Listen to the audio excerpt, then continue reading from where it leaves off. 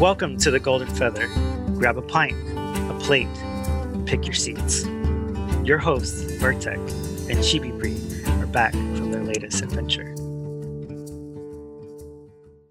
Hello everyone, and welcome back to episode 45, new MMO Who Dis. Today we have Makinoji as our guest. Hello. Hello guys. And this guy right down here. I don't know. He kind of wandered in. I did. She found me outside, said, "Hey, you want to be in a video?" And I said, "Sure, why not?" Yeah. Sounds like fun. Works. Welcome in. Hello everybody. Vertex here. But yeah, welcome. Thanks for stopping on by. I hope everybody had as much fun as we did, seeing all the activity in the past week. Oh my lord, everything was everywhere. Yes. But before we start digging in too terribly deep on that, Maki here would like to just say a quick hello to everybody. So we're gonna give him a few minutes of airtime, or a minute, or however long he needs. Yeah. Okay, hi Ashes of Community. Today, some healing needs to take place in order for us as a community to grow as one. It sucks to be noticed for drama and not the content that I put out for Ashes of Creation. I just want to put the brakes on any assumptions or innuendos that are floating around out there. If I could go back and restructure the thoughts and script out the piece of content that I put out a few months ago, I would, but I can't. Things were said and done on all sides that may have inflated the overall impact of the fallout. I just want to let everyone know I hold no animosity towards anyone, and I wish for the same in return. For those who defended me, and to Steven for reaching out to me with a message of reassurance and sympathy, I want to say thank you. I'm doing this out of respect for my friends here at the Golden Feather. This is their channel and their content, and it would not feel right coming into this with a dark cloud over it. I hope you all can find some solace and healing in my words, and that we all can move forward and continue to discuss and share the love we all have for this beautiful game, Ashes of Creation. Thank you for your time. Very well said. Thank you. Yeah, really appreciate that. And, you know, I appreciate you coming on and actually even making a public statement like that. Like, yeah. Everyone knows, like me especially, I say some stupid stuff sometimes. Don't, just because I'm on a podcast doesn't mean I'm smart when I'm in front of a mic. Amen, bro. I've gotten myself in trouble a time or three before. It's actually my thing. Like, I can go out and I can DJ in front of thousands of people, like, no worries. But you put me in front of a mic, and because there's literally nobody standing in front of me, I think is the only reason I'm okay on a podcast. But you put me in front of a mic and like 10 people, and I turn into Porky Pigs. I'm gonna go. So you know, things happen, things go on, and everybody's saying, hey, you know, what happened. You know, there was just a video my kid made. It was pure, you know, opinion, and just there was a YouTuber that reacted to it, and there was a little bit of an inflated reaction to it is all. Yeah, and nothing terrible and crazy. So yeah, all of that is past. And we're moving forward. As Horrenda says, more lore, please. More lore, more ashes. More lore. We need it. Steven, release the lore. Not all of it. Please, not all of it. But release the lore. Off the edge. He did say, though, he was going to release more lore in betas. Yes. For testing that out. So I was like... Okay. Yeah, I think once the betas come out, we got to start testing the actual game itself, like instead of just a testing environment based on the game. So we kind of have to, you know, dive deep into some of it. Some of it's going to have to get out, even if they say, okay, you can only play the first like 5 levels, guys. That's it. You can walk around and explore, but nobody's going to talk to you outside of this area. I want to see Nodes 3. What's that? Yeah, what's Nodes 3? What is Never that heard even? of this thing. Yeah, what is even? What is even? But yeah, so Steven, I saw all the people yelling at you to drink water. Please hydrate, sir. yeah, horrendous. I think honestly, Nodes 3 is going to be a meme until the game launches, Yeah. and they're going to skip right over Nodes 3, and it's going to be like Nodes 4. Nodes 5 and Nodes 3 is going to be that forever lost thing that somebody started on and then they lost it and they have to find it on the server. like imagine like a year into after it's released and it's like you know how they have for like horror movies where it's like footage found of like horror adventure, it's like footage found on server of Nodes 3. Also, they just stop putting numbers on it and just like make it nodes, like the series or something. Oh yeah, it's gonna be like the next nodes, the nodes after that. Yeah. What happened Nodes to the numbers? We don't know. You know, it turned into a saga. Right. That'd be kind of interesting though. Quick shout out to Theater, real quick, for the resub there and so just today, Mr. Galaxy EU, Wordling Prime, Darkovia, please don't be mad at me if I'm butchering your name, and Burrix or Bur1x, thank you guys so much for the follows. We appreciate that. Burr. Just for those of you, whether you're watching it live or you're watching this later, we would just like to preface, as a content creator for Ashes of Creation, we are a community-based content creator.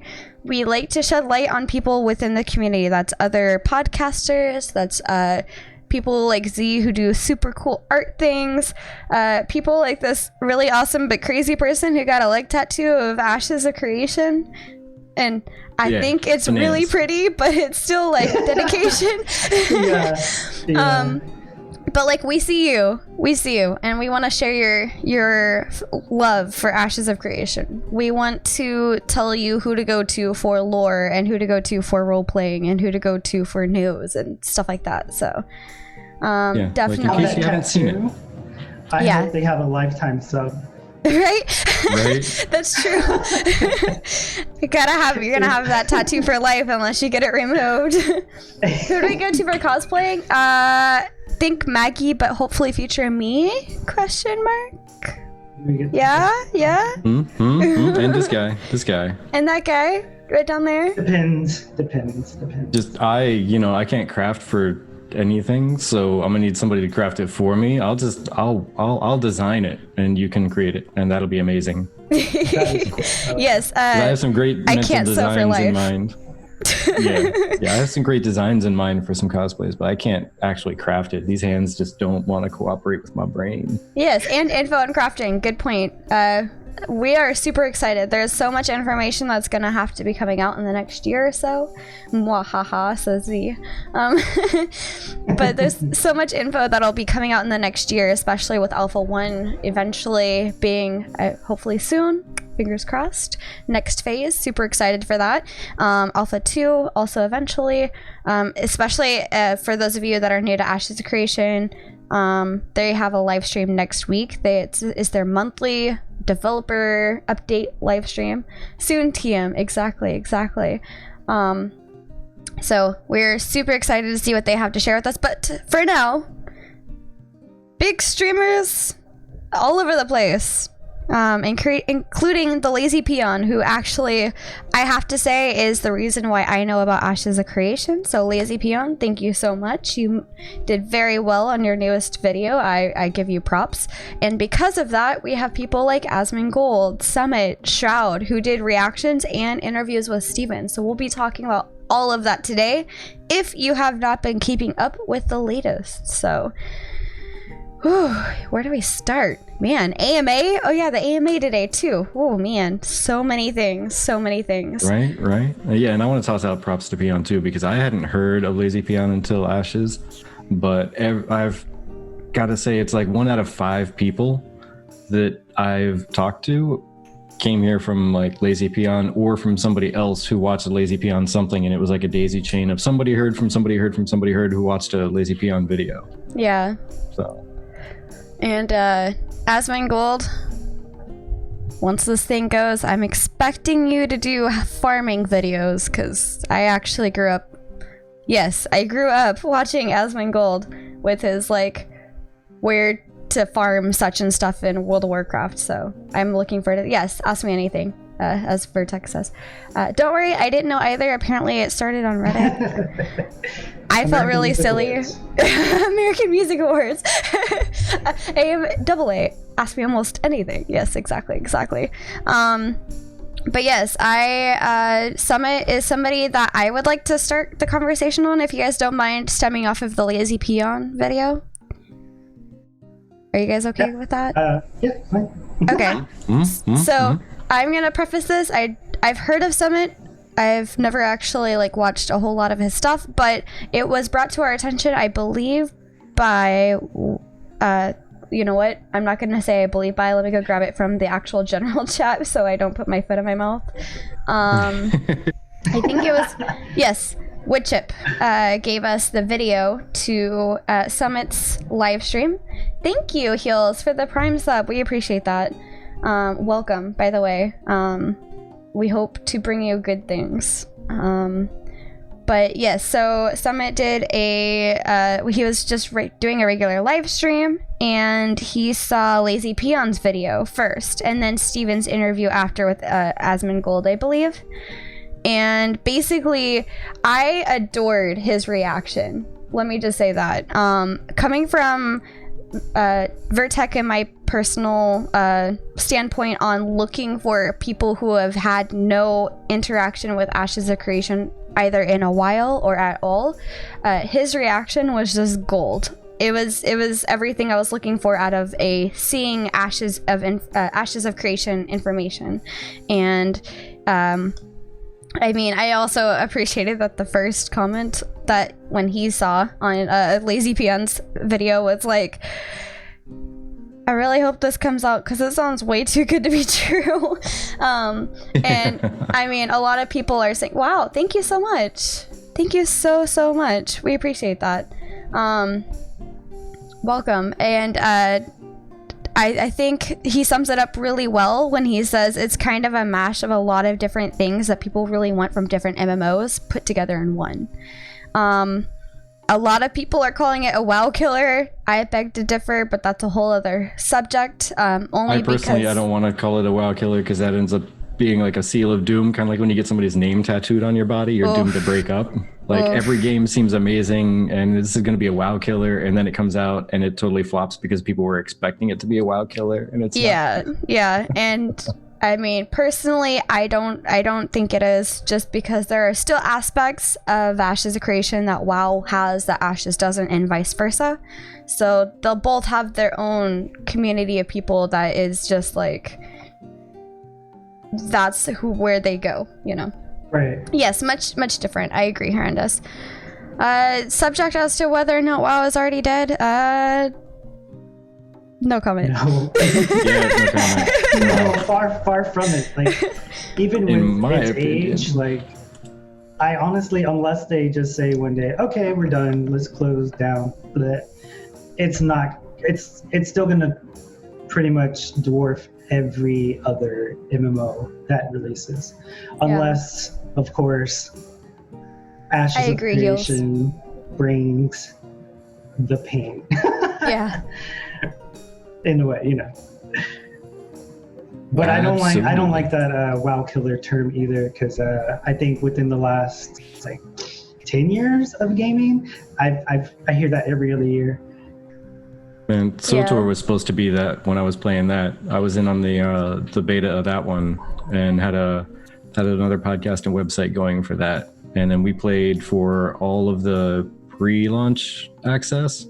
And then after launch, we stayed for like 6 months and walked away because it wasn't what it was promised to be or what it was supposed to feel like or what have you. So I've never used that term again ever since then. Right. No.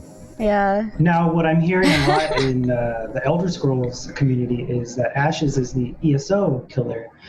But again, I don't think that's true either, because it's an established IP. Yeah. I think if anything, Ashes is not an anything killer. It's just gonna really rock the foundation of what we expect from MMOs. Yep. I think that's what it really is gonna be. I'm really looking forward to seeing how this impacts the MMO industry. Perhaps it'll set a new bar for what to expect and what is expected by player base.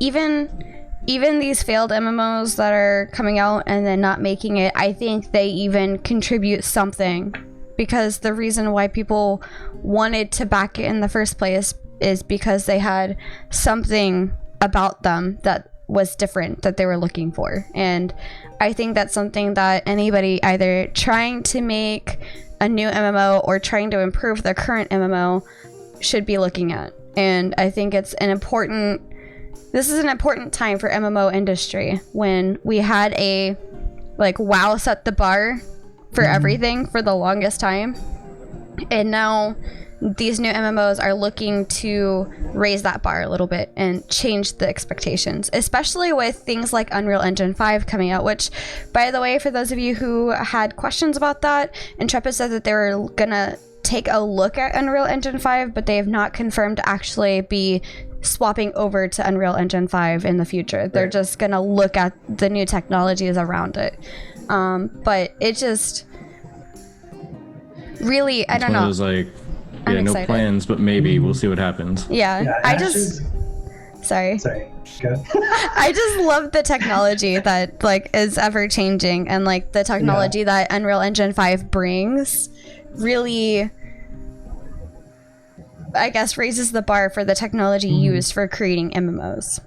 And I like that that's why I'm going into the tech industry personally. It's because it's so interesting to me. Sorry, I'm gonna stop geeking out. Mackie, take the floor. I was gonna say, that's the advantage that Ashes and Intrepid have over these MMOs now, is they're in their infancy, and they literally could just take all this different tech that's coming out and implement it in some way and still stay relevant for many years to come.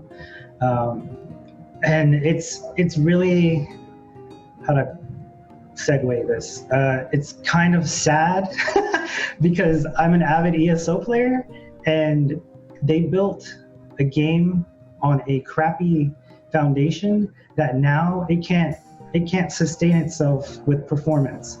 So I am really pushing and hoping that the team, bang out all the bugs, and players just test Ashes till it just explodes, and we have one of the best launches ever for an MMO, which I don't want to jinx it, but I hope that that's what happens. Yeah, absolutely. And honestly, even with some of the stuff going on in chat, another reason people keep bringing up different things about different games, that's another reason why using the word killer to me is just kind of awkward statement, because everyone likes different games for different reasons. There's a different draw to this game because of say the art style, and this one has the combat, and this one has the rating, and this one has the PvP, and no game is going to be absolutely perfect, but so saying it's a so-and-so killer probably won't be. Some people may really like the cartoony look of WoW and the universe, and they just really love themselves some the flying art. mounts. I don't know. Right. Who knows? Yeah. But yeah, and I think that's. Go ahead. I'll go after you. I was saying, I love that aspect of being an MMO player, because you don't have to be tied down to one community.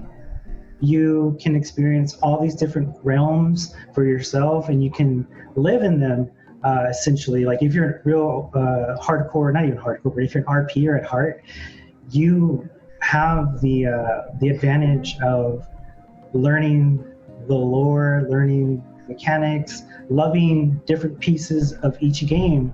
And one of the things, if anybody still plays Lord of the Rings online, which I do, their servers were down recently for a very long time, but the players, because they love that game so much, came back every day to see if the servers were up.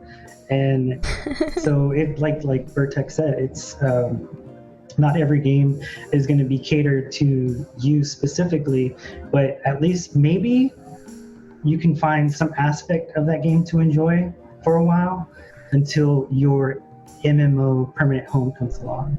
Yeah, that's true. And honestly, I've kind of swayed between MMOs. I usually end up going back to World of Warcraft, just saying. It's just where I end up landing.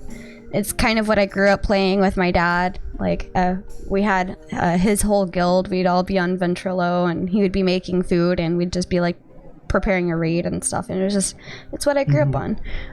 But me, it's the super default. Like, I leave it, and every time I leave it for a couple of years, somebody goes, yeah, I'm only playing WoW, but we should totally jump on and blah blah blah, I'll pay for your sub. And they pay for like 3 months of my sub, and I go, all right, well, I mean, you paid for it, I'm just gonna jump on and play. guess, yeah, I can't turn that down. I can't say that I won't give them my money because I don't like the game. I mean, if you're buying the sub, so be it. Yeah, also, I feel that.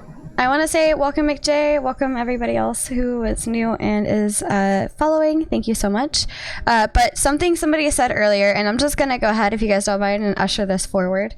But about like botting and stuff. And on that topic, Steven was talking about multi-boxing and trying to figure out what to do with that, considering that, for example, Vertec and I are in the same household, therefore same ISP overall, or I think is what it was. Yeah, ISP.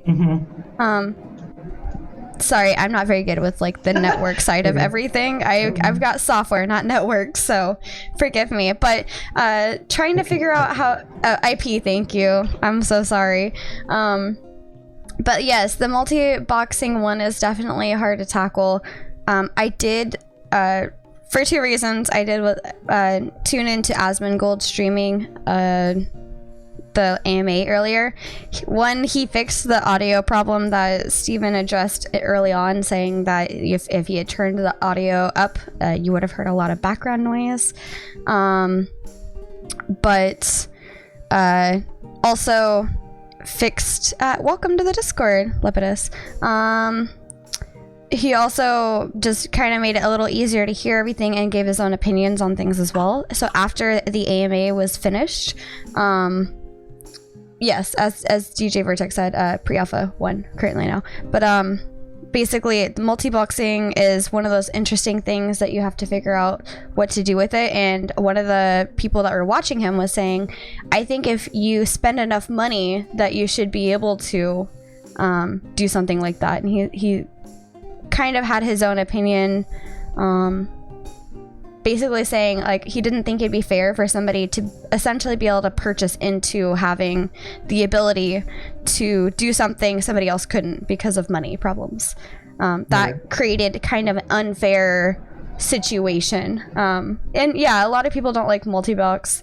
Yeah, see, honestly, I think there's maybe like maybe a definition problem between some people, because I know some people are okay if the person has two different computers and they're manually moving around. Like, let's say you're going out gathering with your baby crafter and you want to go out and gather all the stuff that you can. So you have your other computer next door and you have that one on auto follow because it's your big PvP geared, like in this case for Ashes, like bounty hunter character, who's going to have the map up showing you if anybody corrupted comes around and can defend your baby character if you get attacked.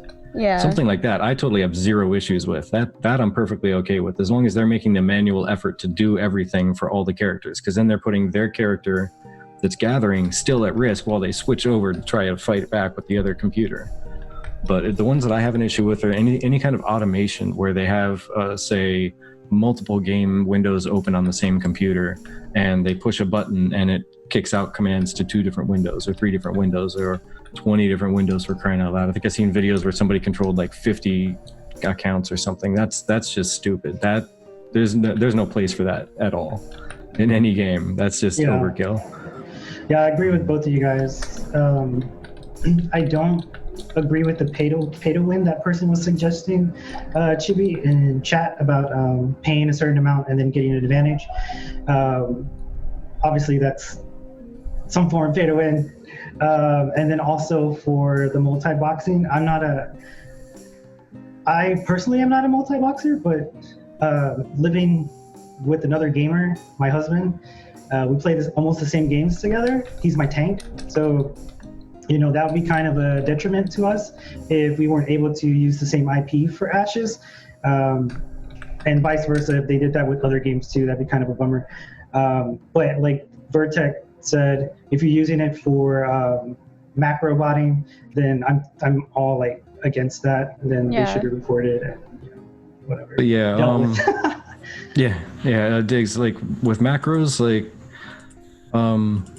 I've played some games that are fully okay with you doing the multi-box, and you can have an app running multiple accounts and whatnot, and you can set a macro on, say, one key, and the third-party app can end up sending that same key to a different computer, and you could hit one key which just has a cycling of a couple different skills just over and over, and it does the same thing on the other one. So you know that when you hit number 1, your tank is going to taunt and your other person's going to start attacking, and then you hit 1 again and your tank does another big threat skill and your other person does like a dot, and then you hit number 2 and then it's going to start doing this other thing, and 3, 4, etc. But you have all these commands for both characters on like literally one finger, so you don't have to move anything, or in my case for a Naga, on one mouse. And you can control a whole battle with just like 10 keys and a control button to modify it. You can control an entire battle of like an entire party.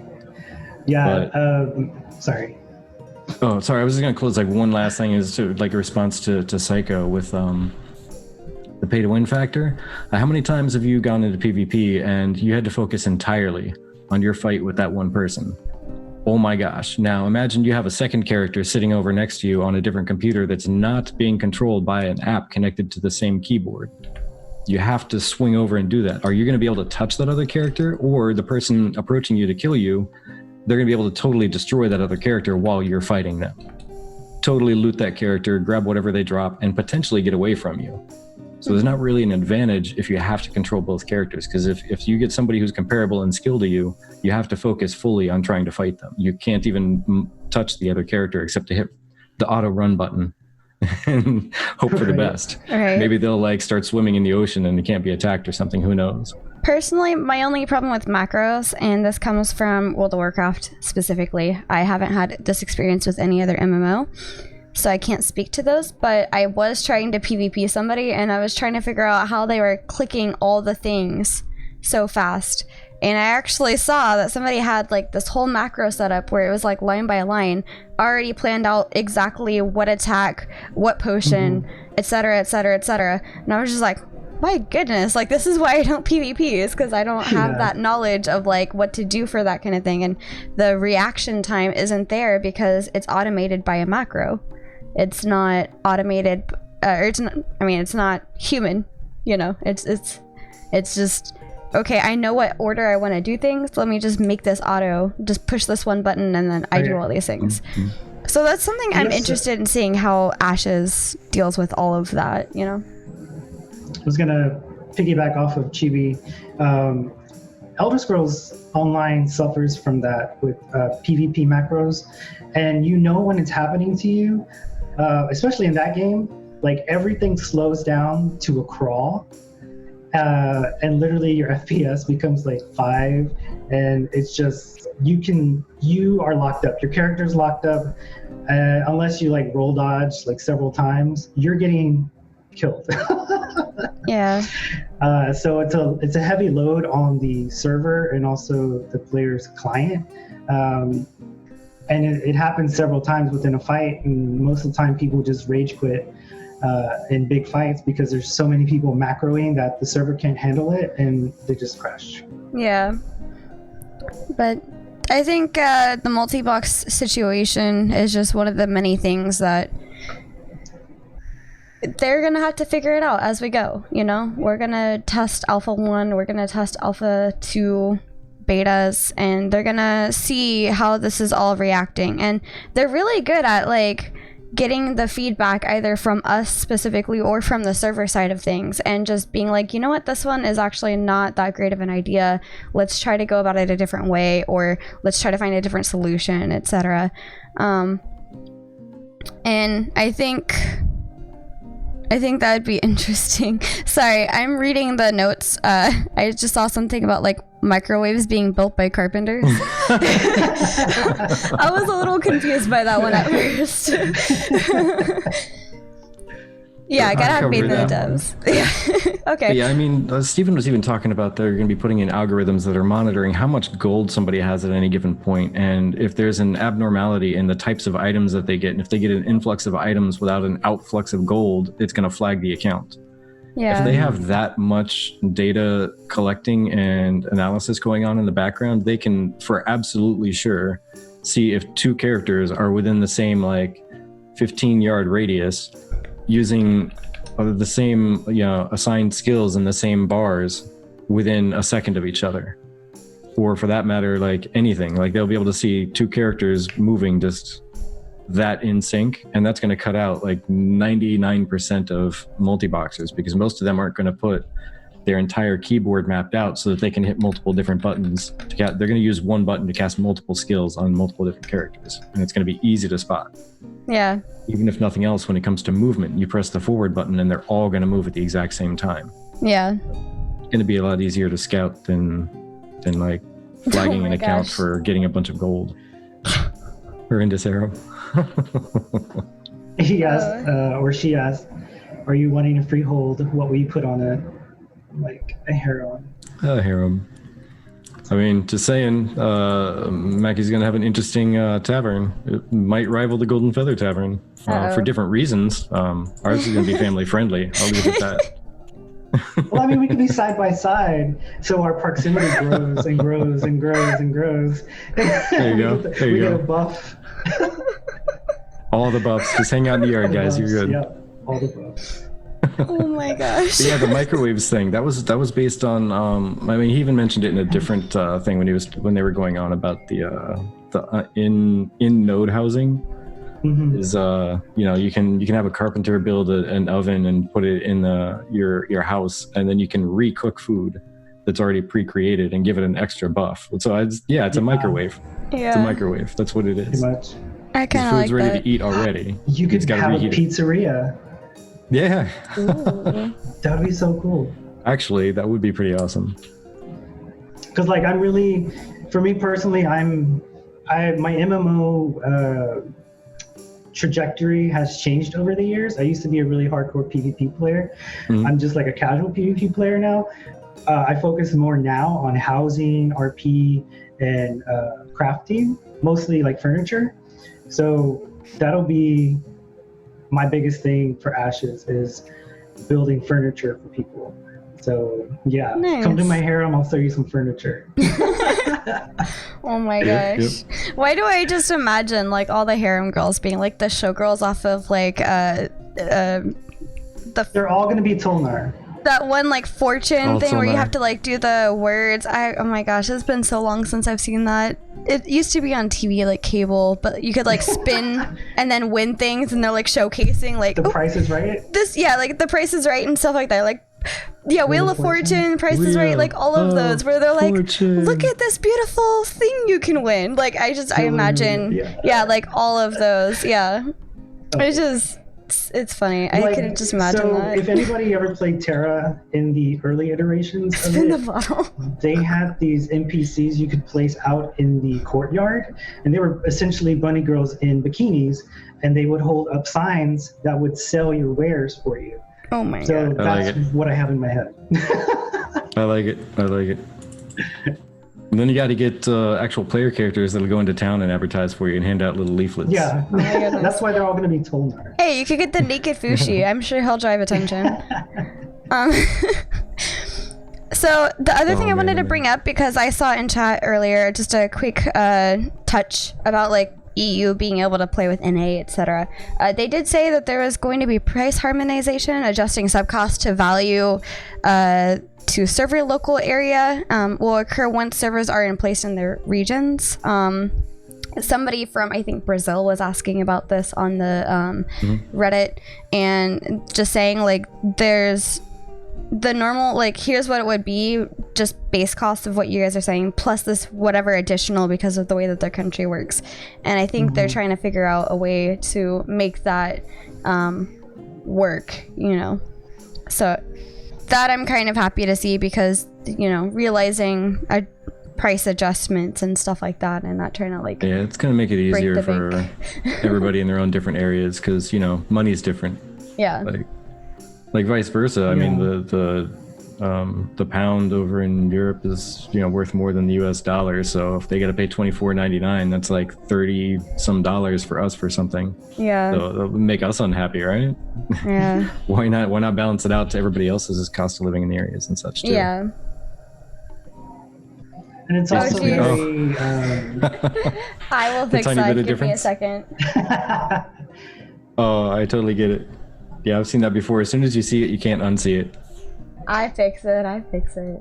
But yeah, the other thing, like on more of a serious note with stuff, what I thought was really cool, and I didn't expect any different, but just to hear the confirmation of it is, the different nodes aren't going to get any kind of a benefit from, the racial design of the building. It's not going to be harder to assault one than another. Yeah. Because you would think, like the example that was given is the Dunir and the Nikua dwarves. Like one's very island, open, hanging out, chilling, and the other is very like fortress-like, built out of stone.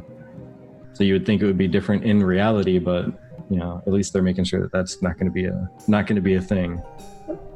I do like how he on that point where he said, depending on the process of the defense, like the population, the political system, who your mayor is, what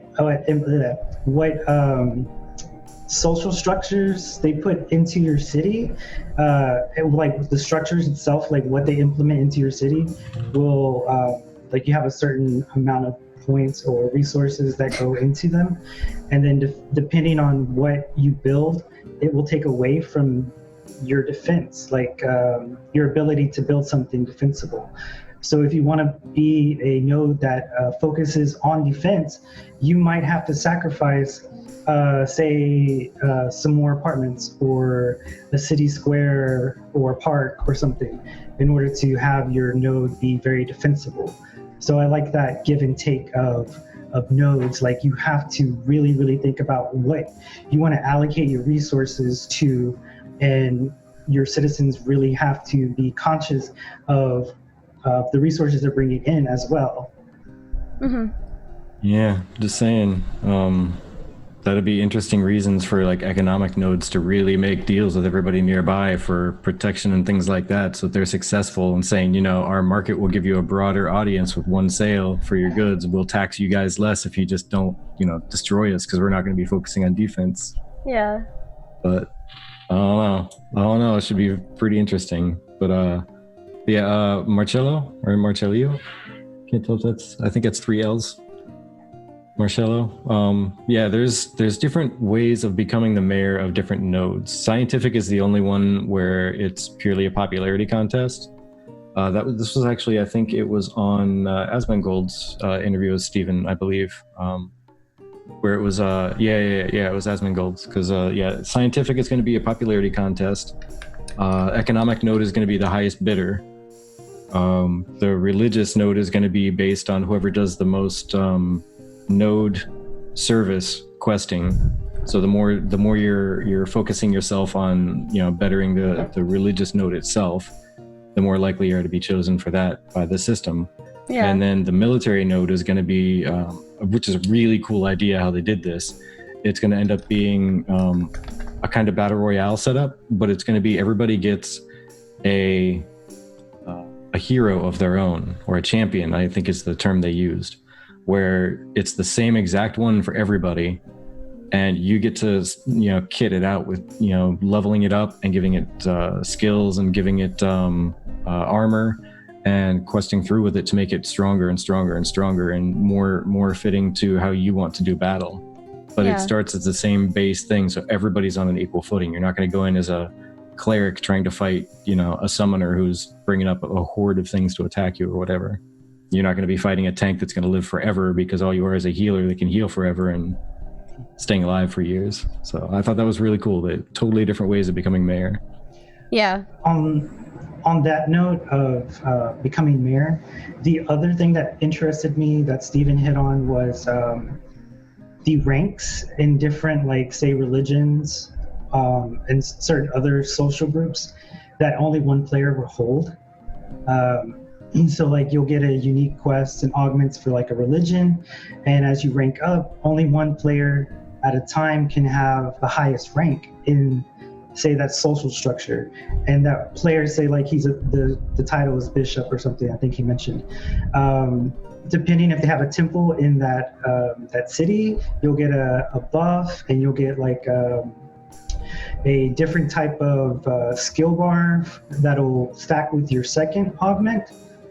And then you can just essentially have these top ranked quote unquote leaders in your army buffing your siege efforts or your defense efforts, which I thought that was really neat. Yeah. Sorry, what Marcelo was saying there with the economic node. See, the funny thing about that is it's either going to be run well or it's going to just fall to dust. I mean, it's based on money, right? So the person who ends up buying in the most money is going to end up being the mayor, right? So they're obviously going to try and steer things financially in their favor, his or her favor, to whatever business they run to make money, right? Mm-hmm. Well, they can only steer it so far, or else everybody else is going to go out of business and leave. And suddenly you're not making as much money because they're packing off to go to a different node. Yeah. And then suddenly you're not really making much money. Okay, so now that there's really not a big base of support for that town, that metropolis, it's either going to start deteriorating or somebody's going to raid it, and nobody wants to defend it because the mayor's a pile of poo. The mayor doesn't help me. Let this thing die. Are we only talking start about up a new civilization. The aspect of streamer being mayor? If somebody just takes over it and runs it, because if they're running it well, who cares who's running it? Right. If it's run well, right? But if they run it terribly because they just get a whole bunch of money from the guild and they're like, we're going to make sure our guild is, financially dominant, then if it doesn't also make everybody else in the node profitable, people living in an economic node want it to be profitable, right? So they're going to start either, bombing the marketplace or whatever, or totally trying to sabotage the other person's income, the other guild's income for that matter. Yeah. So that, somebody else ends up being mayor. Yeah. Well, I mean, if you have a huge enough guild to where, and I've seen this idea thrown around to where they pretty much bracket themselves off into smaller guilds and then just take over, a node themselves. I don't know if they won't be happy there because they're all in the same guild/alliance. So, I mean, the only people who would probably leave are the randoms who are living there. Yeah. Yeah, it's going to be interesting seeing how it works out, because honestly, you have to figure they're all going to be doing theory crafting like this in the developer meetings and such, so that they have to have somebody in there who knows how to make sense of things and is going to see a lot of these issues. Maybe not all of them. I mean, something's going to sneak through and it's going to be pretty bad, and then it's going to be corrected. Yeah. But, we'll just have to see how it plays out, really. But I don't see it being too terrible for too long with anybody who's a terrible leader, because either they're going to be supplanted, they're going to be sabotaged and removed, or everyone's just going to not care to defend the node and it's going to get beat down. Who knows? People who are dissatisfied with the node might collect the supplies for someone else to declare war on it, or they might move to a different node, declare war on it, tear it down, and help build a new civilization in the node next door. Yeah. Or it could just be a guild gets bored of being in that city and like, hey, we did what we needed to do here. Let's go and find something else. I don't know. There's so many different scenarios and factors that, like you said, they still need to test.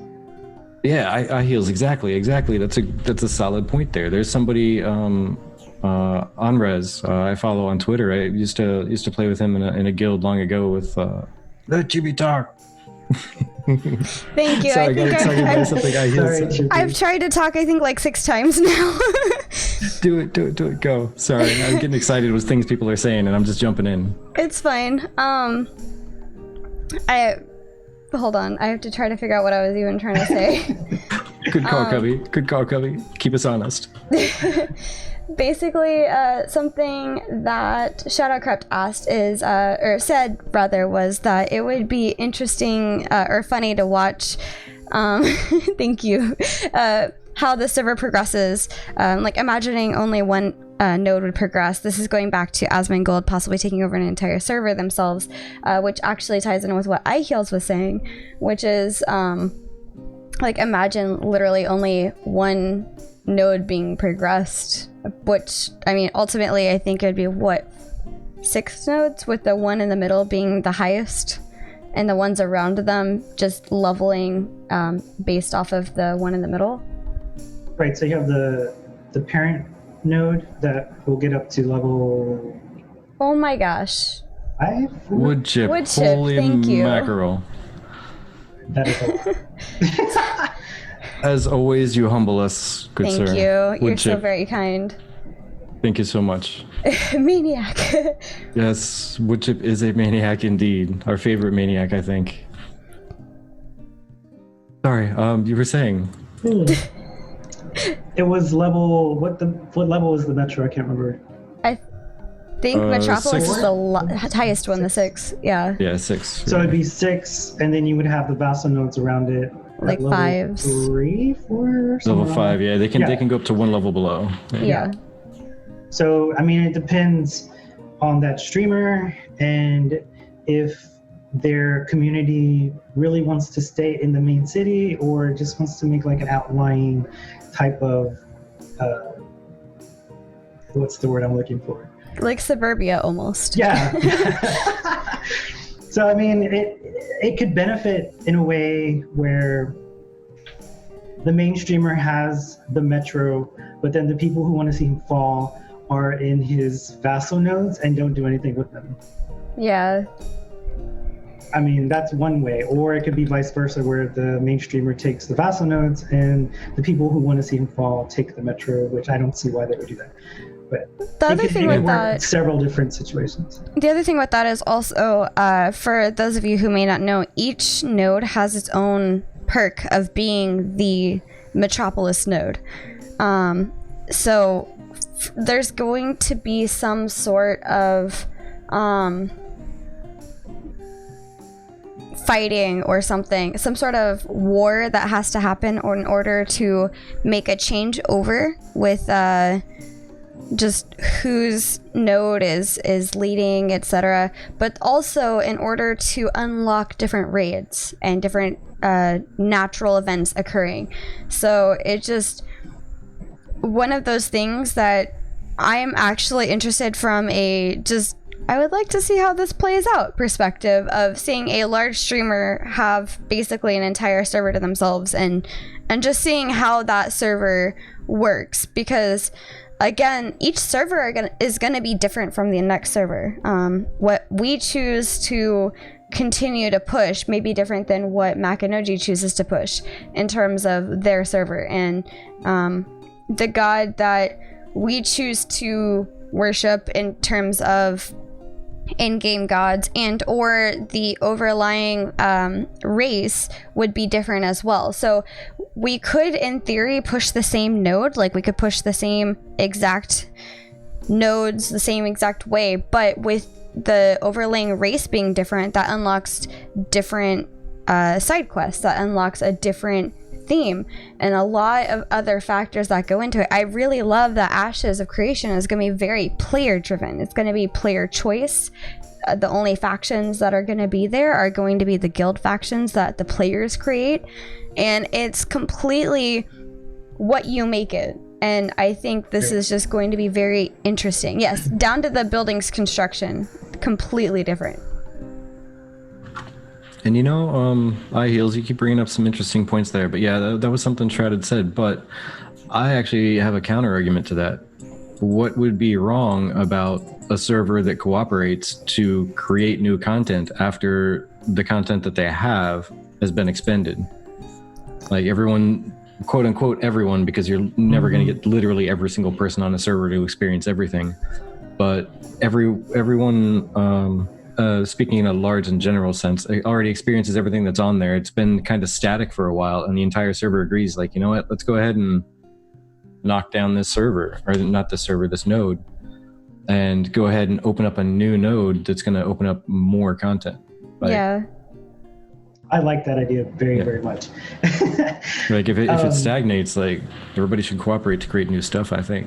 Yeah. Yeah, and that's what one of Steven's points when he was talking about world bosses and dynamic bosses and regional bosses.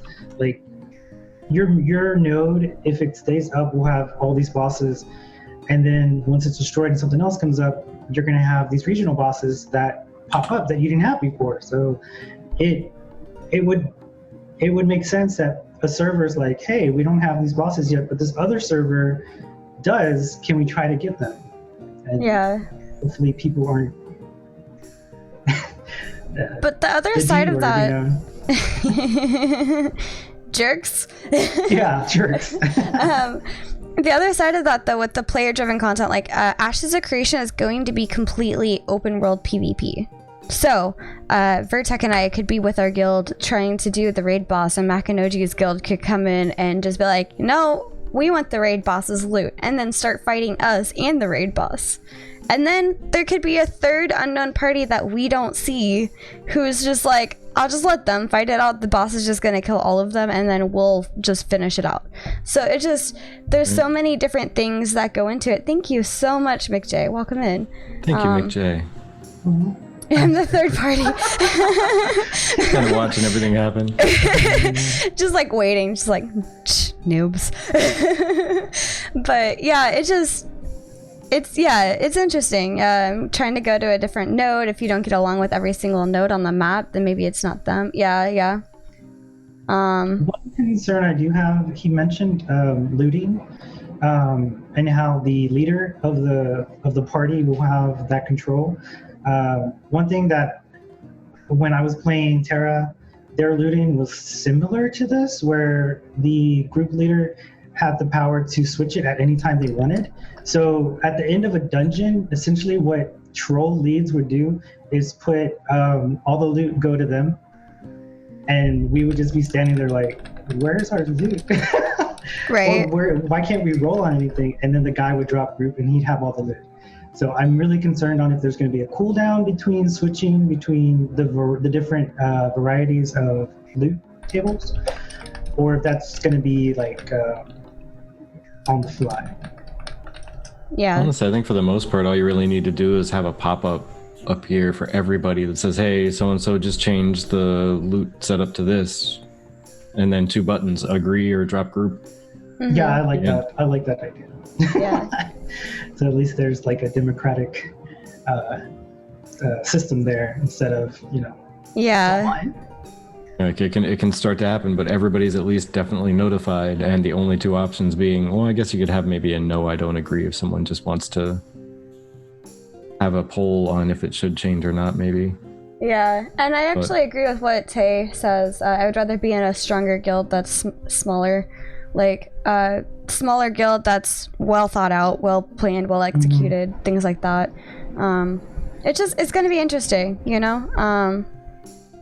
I'm interested in seeing the direction that they go with the looting system. I'm interested in seeing how they deal with quote-unquote griefing in terms of one party trying to take down the raid boss and another party coming in. There is a whole corruption system in place for out of raid combat and stuff, so I wonder if that corruption would apply. Like, for example, if I choose specifically to not attack somebody who is attacking me but focus on the boss, would I still not be flagged? And if they were to kill me, would they then get corruption and something like that ending up happening? Or would it be because we're in a raid area that the rules change a little bit because we're all open world PvPing and susceptible to the boss killing us? It's just something to think about.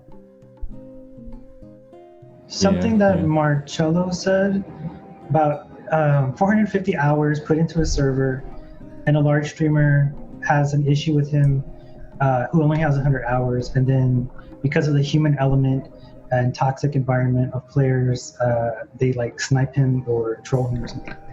To that, I probably would say maybe there's like a block ignore, or maybe the system will work like in some other games where if you block someone, they don't put you in the same shard. Interesting. That would be something Maybe. I'd like to hear Intrepid talk on. I would like that. Yeah. Something else that actually did come to mind as well is the fact that unlike World of Warcraft, the best gear has to be crafted and not dropped. So you won't lose out on legendary gear because somebody ninja'd it, because you have to craft the legendary gear, etc.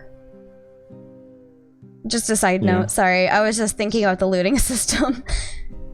Yeah, it's fine. I'm actually reading for some of the comments here in chat, and actually, One thing I want to get you guys' input on is the family system, where you could summon your family to you, and essentially avoid gankers. I mean, it's that. It's also like if I just want to hop on and I want to play with Chibi for an evening, and it turns out that I ended up logging off because I was the last one to play, and I ended up logging off way across the world because I was doing who knows what. Maybe I was escorting a caravan, and then I had to log off because I was tired. My face was hitting the keyboard. I've never done that. I would never do that, but you know, it might happen, right? And then I go to log in, and I'm like, well, it's going to take me an hour to walk to you. I don't have a flight path nearby, so it's going to take me 20 minutes to walk to one, and then I'm going to take another 10 minutes to fly to you. Yeah. Or a summon for very select individual people. Like, I like the idea. You can have a small family, like 10 people or what have you. I don't know what numbers they're thinking. Yeah, 8. Yeah, 8 person. Yeah, I'm totally good with that. Yeah. Now I need to find 7 people. I'm kind of curious to see how the whole family things works out, because I only know about like the marriage. I didn't know about the entire family situation, so I've got not a whole lot to remark on that situation, just because again I have lack of knowledge on it. But I do know that it's kind of interesting because that gives an additional kind of perk with marriage. Somebody the other day who was asking me about Ashes of Creation was like, is there going to be a taxi service? Like, I don't want to have to run everywhere. And they did say, yes, like, initially you're going to have to run there, but they hope to have something where you can unlock it and then be able to go there, but it's not going to be instantaneous. It's going to be faster, but they're just, I guess, trying to lower the possibility of ganking somebody or like stream sniping and stuff. Yeah, it's more like convenience as well. Say like I only have 2 hours to play a day, and I'm wasting 1 hour just trying to get to my objective. And then by the time I get there, I'm like, I have to log off in a little bit, you know? Oh, Shadow Crept. Look at that entrepreneurial spirit right there. Royalty group mounts. Sell some flights. That's my goal. Yeah, there you go. But yeah, he did mention there's going to be the flight paths, but he didn't really mention like how long it would take to travel. And if it's going to be multiple hours to go from one corner of the world to the other, I would imagine it's probably going to be like a 30-minute like on rails flight from one side to the other. Because even on WoW, there were like, 10, 12-minute flights. So I wouldn't see it beyond the realm of reason that if they want distance to matter, it'd be a 30-minute flight from one corner to the other, or longer. Yeah. Because if you're really like kind of bound to a node, and you know they get somebody that's like harassing their members on running a caravan, and you want to help out and be ready to help out, you're probably not going to wander too terribly far away. But if you're adventuring, you know you're just not going to get there in time to help. Right. That's all there is to it. I'm curious though with the family system, if it's like automatic, or if there's a cooldown between summoning people, and if you can do it in combat. I would imagine, Because if like Chibi said, we're in a dungeon getting ganked by all these people, I want to be like, summon all my family, help me. Yeah, I mean, honestly, I was also thinking about that, like what Chip was saying, game the system. There's totally a way you could do that. If you have an absolute set raid group that's always responsible and always on, you can have your raid leader create a family of 8 people that is all of the sub-raid leaders or the raid assistants. They in turn will have a family of people that they summon to bring the entire rest of the raid there. And all you really need is, one of any of the raid leader or the actually honestly even just one person would eventually be able to summon everybody given enough time. Yeah, it would just be summon and then summon and then summon and then summon. They had a similar system in Terra towards the end of PvP, where the guild leader, if they were in a GVG, they could summon their entire guild to them at once. But obviously you had to accept it. You have to accept the summon, so it wasn't just like, hey, now I'm in a different zone. Well, yeah, Mick J and I Heels just brought something up that I think maybe I missed. Well, I don't think I missed. I definitely missed it, or else I would have said it. But you can only be a part of one family. Yeah. Right. I like Uncle Fungal's response. Yes, I call forth my 100-member family. I mean, it makes sense. It makes sense that it would be limited to one family as well. Yeah. It's just I hadn't caught that part. Yeah. So then you have, say you're in a family and Chibi's in a different family, and you guys all want to meet up in one spot. So you all summon your 7 people to you. And there you go. I don't think that'll work, honestly, because I plan on marrying that guy right there. Oh, yeah. So Just saying. See, that would make people like... Imagine, dude, tearing families apart in game. If somebody from one family marries somebody from another family, you're literally ripping them out of their family to join yours. Oh, man. That's cold. That's harsh. Oh, man. Homewrecker. But Romeo and Juliet, yes. That gives a nice RP perspective to have a family tree. I like that. Yeah. What if I identify as a multi-family member? Real quick, I just kind of wanted to mark, I guess technically we are at the 1 hour mark, but I think instead of stopping the stream and restarting it, I just would like to keep going because it's already got that really chill conversational feel going on that we were planning on doing for the second half. So we are going another hour. We're going to be ending at like 7 o'clock. So just so you guys know, we're just continuing. Usually we are only a 1 hour podcast, but we're doing this another hour longer. And that's just all I wanted to interject. Sorry, go for it. Really enjoying the conversation going on in the chat definitely. Whatnot, so. And I do want to say also on behalf of Golden Feather, between Vertec and I, thank you guys so much for those of you that followed, subbed. Like, we appreciate the support and you guys being here, giving us your time. There are so many content creators. We just thank you. Most importantly, like, you'll never get your time back. You can never just make your time back. So thank you for spending it with us. We appreciate it. Yeah, exactly. Fans are awesome. That's what. Thank you. Thank you. One side note, and I'm sorry, this is completely off of topic. And Covey, I see your PvP request, and I'm putting a pin in it real quick, just because something that was released on Asmongold, I believe, don't quote me on this, please, was that the Thieves Guild and stuff like that was going to have a different currency than just gold, and that was something that we didn't know previously, and I just... Wood chip, thank you.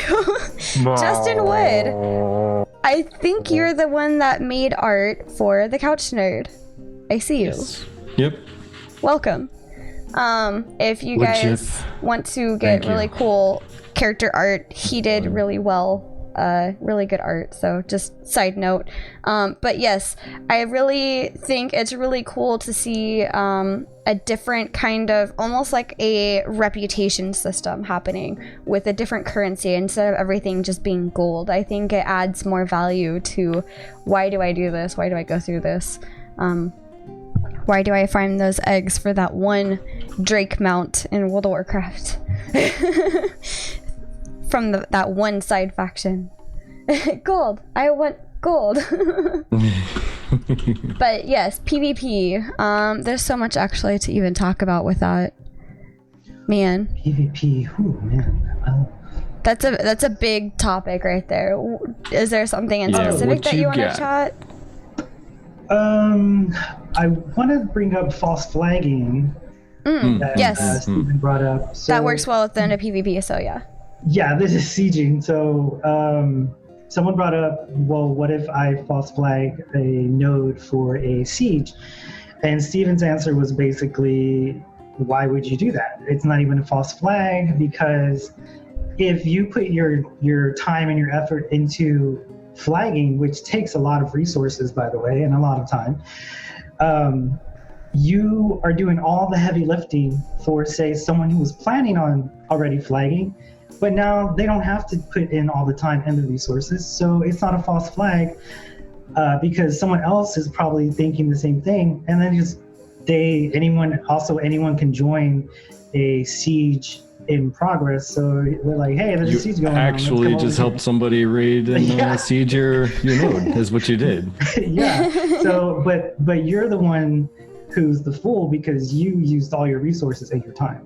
Like, the only way that could possibly end up actually being a false flag is if somebody ends up announcing or gathering all the resources, which are supposed to be immense. Yeah. Like, you're supposed to be able to recover all that by destroying the other node and looting it.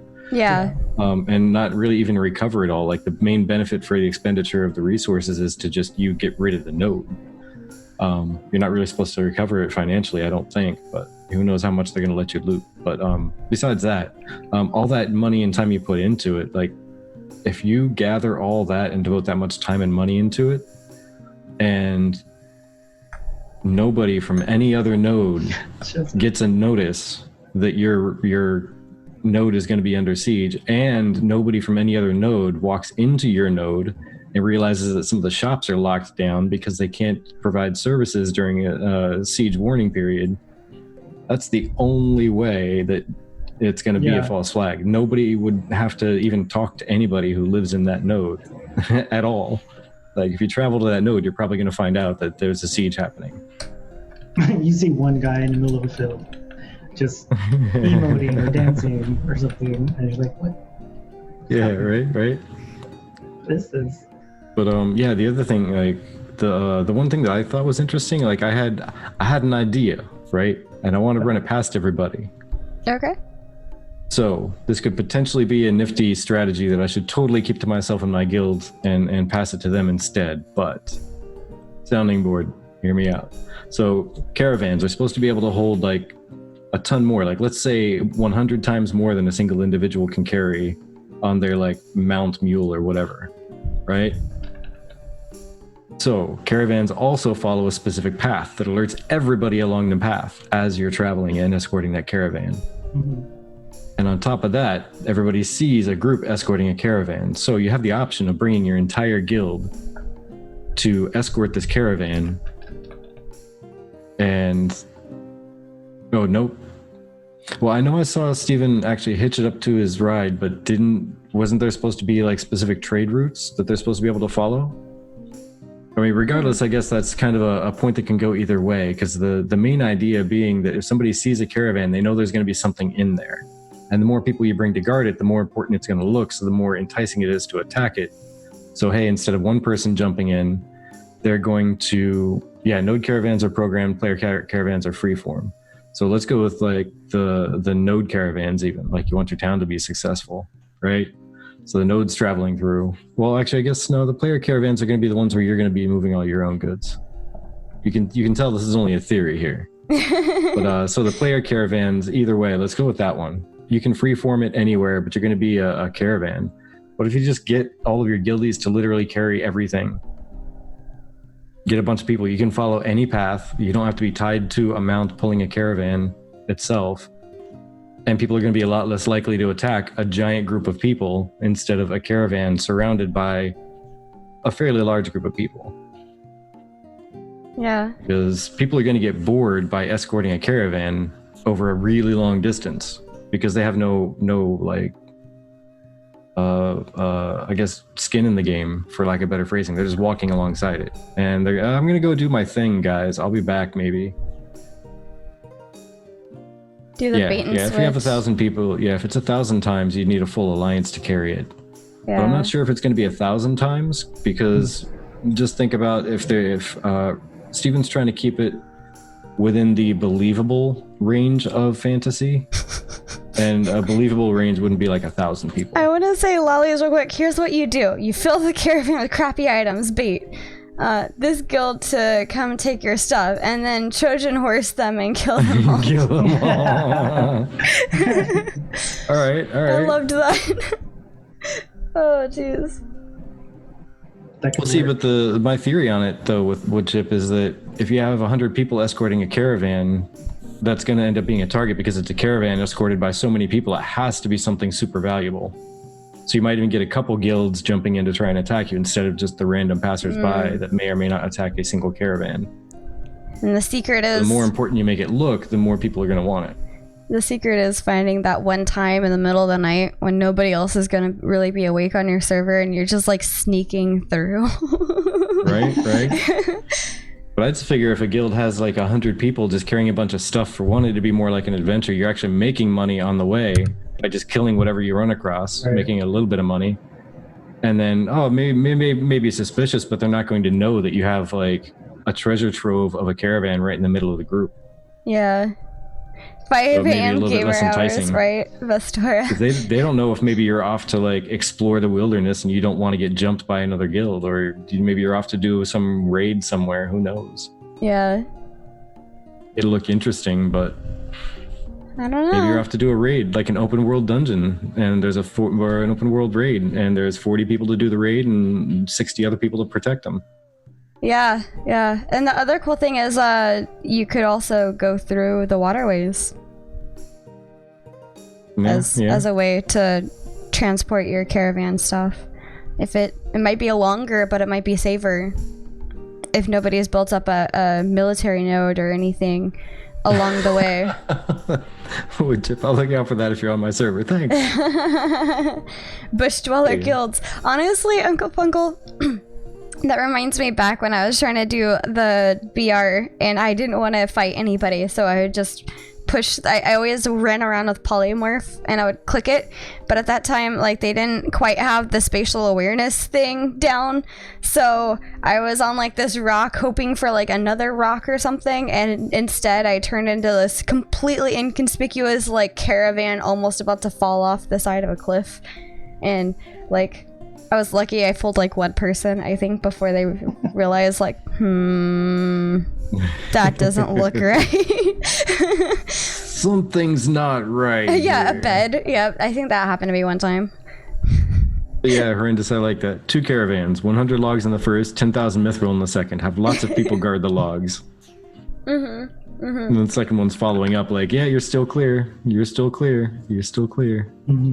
You would have to really, really like trust everyone not to leak your information to someone else or to another guild. You know what I mean? That's where the whole espionage and alliances. Yeah. Really so it can get super interesting. Yeah.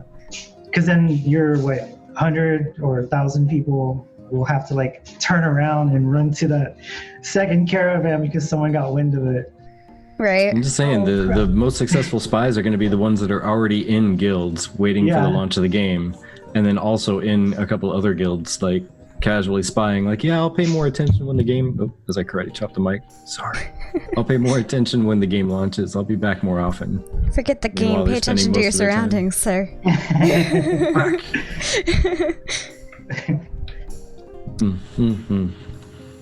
I also like that the racial basis of a node will not impact the difficulty of a siege. I think that's kind of cool. Going into like other PvP things. Like, I'm interested in seeing how the monster coin PvP ends up working out. That's something that we haven't even been able to test yet. Like, the castle stage was fun to test. But we haven't really... Oh my god, horrendous. Wait. Yeah, dozens of caravans in one region. Which one do I attack? It's a giant shell game. Which one's the winner? Which one's the winner? Play the lottery. You can only attack one. The rest are going to keep running. Yeah.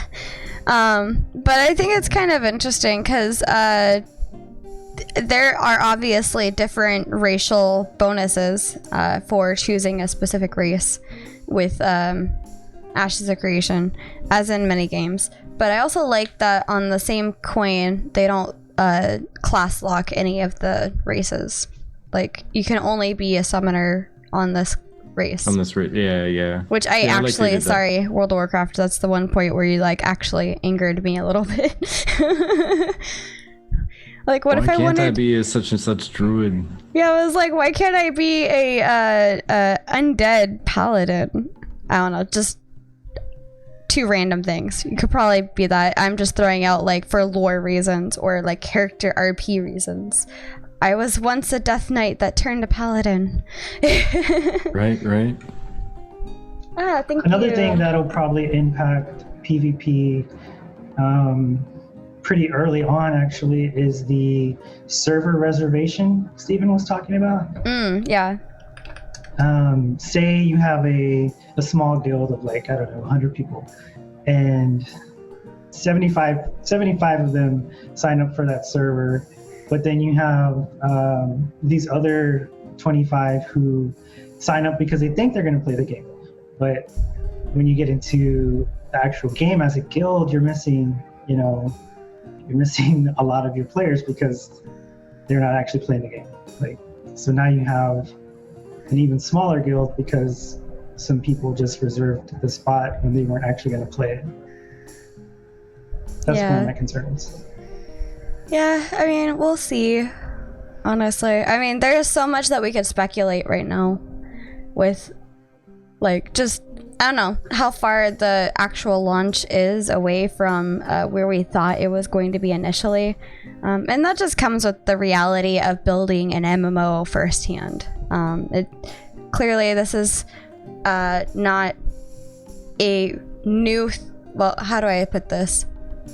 I believe this is Steven's first time actively trying to put together an MMO. So there are some unforeseen things that happen that cause pushbacks, and sure, we can get frustrated as gamers because obviously we're so excited for a game to come out that like, what do you mean it's gonna take longer? Ugh, you know. But at the same time, in order for them to not keep pushing through and then releasing a really bad, barely playable game, I feel like it's important that we take these moments to really make sure that the server is going to handle everything, to make sure everything's going to work from the beginning. And this is also why Intrepid and Steven is very kind of holding back on just releasing the NDA directly, even though they said yes, the Alpha 1 will be non-NDA. We are not even in Alpha 1 technically, we're pre-Alpha 1. And the reason why is because there's still some testing that they need under NDA just to make sure when they do share everybody this beautiful thing that they've created, it's actually in a good, playable, presentable situation. I wouldn't want to show you my room with all of the craziness that's going on. I'd like to clean it up first and make sure it looks presentable and that you can actually walk around in it before I show it to you. I like this question or just a comment that Windra said.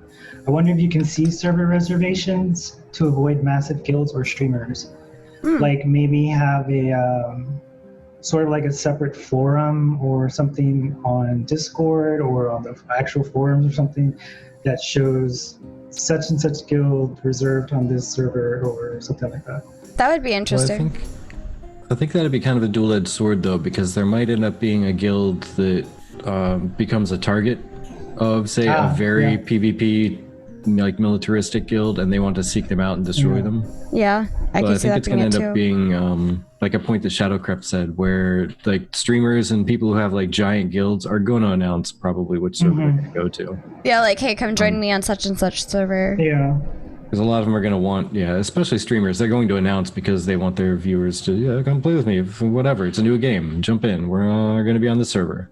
Ooh, I like this question. I hope you don't mind if I direct it that way. Go for it. McJ says, how does the combat feel so far? I'm assuming it's still a little choppy, but does it seem like it's moving towards a nice fluid combat system? Yeah, there is no verbal NDA. That is correct. This is unique for me, because I really like the combat system, the way that's gone. It's gone a long way from the BR, I will say that.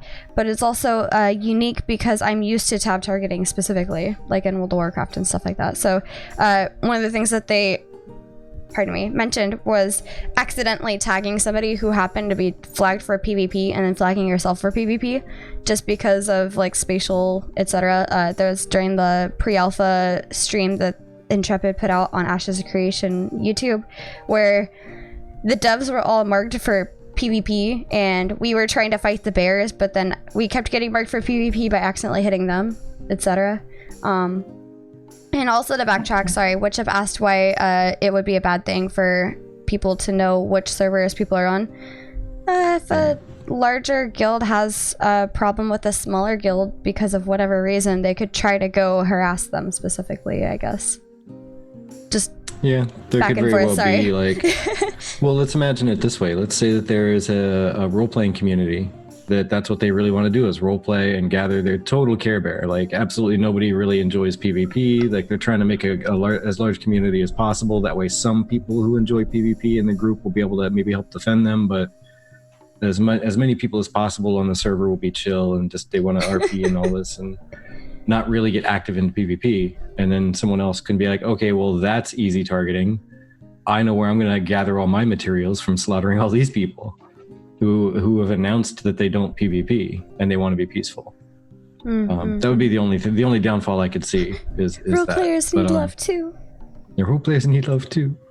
But yeah, as far as what you were saying, McJ, there, yeah, it's self-admittedly, Chibi and I spent a lot more time exploring and looking around and trying to break things than we did actually leveling and killing things, which, I mean, it involved a lot of killing as we went.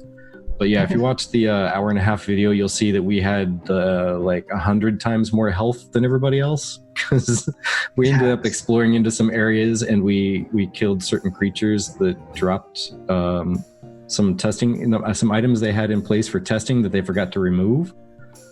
And we just got those and we just ran through everything and nothing could hurt us. And we just started walking through all the places and doing all the things, falling through the world and seeing where that took us and everything. So yeah. We only got to like level like 4, I think, or 5 out of 10. Meanwhile, other people were solo leveling and like getting to 10. Yeah, they're getting to like level 9 and 10 and all. So we only had maybe 3 skills or whatnot available to us, 2 or 3 skills. So for us, it was very chunky. It was very slow. It was very what you would expect from a level 3 to 4 experience. And also, to be honest, they did slow down the leveling progression even further than what they would normally have it at, just specifically to have us constantly fighting things to better assess like possible bugs, possible combat things, etc. One thing I just kind of want to go to, and it's something Dick said. Dick said that just because you don't want a PvP doesn't necessarily mean you suck at it. In my case, yes. In somebody else's case, no. Vertec, for example, is pretty good at PvP, but he could just choose to not want a PvP. I suck at PvP, therefore I don't PvP. Yeah, and that's kind of what I was leaning to is as a whole, people who don't want to PvP don't know how to PvP. Most people, but there are going to be some people who are like, hey, I want to hang out with this RP group because that's what I want to do, but they're also really good at PvP. Yeah. But as a whole, people that stay away from PvP on purpose really aren't good at PvP, and that's one of the reasons they don't like PvP is either they're not good at it or they literally just don't like it. Either way, they don't do it often enough to get practice enough to be good. Yeah. But there are going to be, and you have a good point, there are going to be a good number of people who are going to go with them specifically because that's their crowd of people, that's their group, and they are excellent at PvP, but they're going to be the few that are trying to defend against the many more. Yeah. So that's where it'd be a losing battle. To be honest, and I've said this multiple times on this podcast, but to be honest, I'm actually interested in trying out PvP for Ashes of Creation specifically, just because of having the corruption system put in place. Yeah, it sucks that if I were to fight back, I'd lose some of my materials. Yeah, it sucks that if I were to die, I lose some of my XP, and there's that like owing XP before I can gain more XP stuff. But honestly, the only thing that really killed PvP for me was the Outlands in World of Warcraft, where it didn't matter, you were flagged as PvP, and somebody who doesn't do PvP and therefore didn't have PvP armor would constantly get like killed and like camped. So that kind of like killed that whole thing for me, where I actually like began to have a living burning hatred for PvP for that specific reason. But that same token, having somebody who respects somebody who doesn't want to fight and then leaving them alone, or having the option to choose to not fight. The cool thing that I like about Ashes of Creation, the reason why I am interested in trying it out, is because Ashes will not have two separate gear systems. It'll be one gear system used for everything. So you won't have somebody who's used to raiding get, for lack of a better word, whipped by somebody who's used to PvPing because they got a much better PvP gear.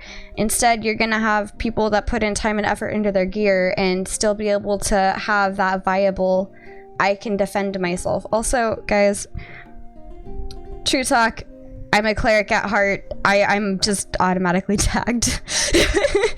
They always go for the cleric, so that could be part of the problem. Yep. But yeah, there's also, I mean, even though it's only one set of gear, he did say that there are going to be benefits to, or not benefits, but augments rather, that you can apply to the gear that are going to be PvP specific. So you can kind of tweak your gear from time to time and go more PvP to jump out there and be a bounty hunter, and then go more PvE to jump back in that raid. But it's more like augmenting your base gear than it is trying to switch it up completely and having to carry 79 pieces of gear in your bag. Yeah. Oh, they used to drive me nuts. But yeah, I'm with who was it? Mick J. Yeah, I'm usually kind of hit or miss when it comes to PvP. Oh no! My bad. I clicked the wrong thing. No, unclick. Vertec! No. You took away the only male cleric I have found in a while. Ouch. My bad. Ouch. Oh, oof. no. Wow. Oof, the pain. I'm feeling it. Ow. The bad part about having the mod icons up. Yeah. No clerics be gone. Yeah, he's... I accidentally clicked your thing there, Marcello. I'm sorry. I didn't mean it. I blame it on... I don't know what I blame it on. The sun was in my eyes, is what it is. Let me turn something really bright on for a second. I forget what I was saying in the middle of my oops there. Saying words, and then the words disappeared because I hit a button and it just poofed. Vertec, why? Welcome in, Seabass. Womp womp. Oh, that's what I was saying. I was responding about Mick J. Yeah, I tended to be mixed bag as far as PvP goes, and I always wanted it to mean something or do something or have an objective besides I just want to randomly PvP somebody. But there's so many different ways of engaging in PvP in a consentful fashion.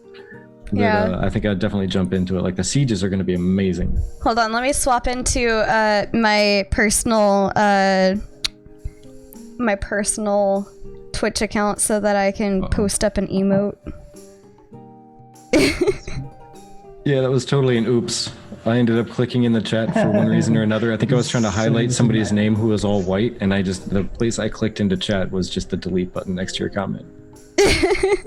Into the void. Glitz closer to Mike. Yeah. Yeah. It just, with the mod things up, it just kind of happens. Oh, there. Thank you so much. And is that how it's pronounced, by the way, Marcello? I'm assuming. Welcome. Then again, I'm terrible sometimes with names, so yes, thank you, appreciate that. Sorry, I had to put the face. Here, have a sub for deleting my nerd cleric. I mean, if that's what it takes, I'll start deleting comments left and right. Oh, jeez. Oh, man. Okay, so back on track over here. Let's see. Is there anything? Oh, Makinoji. Delete me next. Makinoji, is there something you wanted to bring up? Because I think you said there was one of the videos you really liked. Marcello.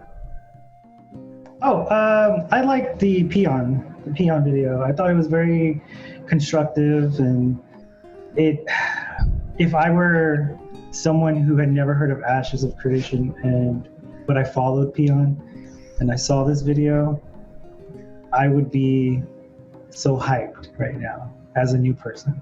Yeah. Like literally, it broke down each piece of the game very well, and yeah, I couldn't even like disagree with that video if I wanted to. It was just so well put together. Yeah, And it was very kudos informative. Like even right now, with everything that I know about the game, if I were to summarize it in like, what was it, a 23-minute video or something?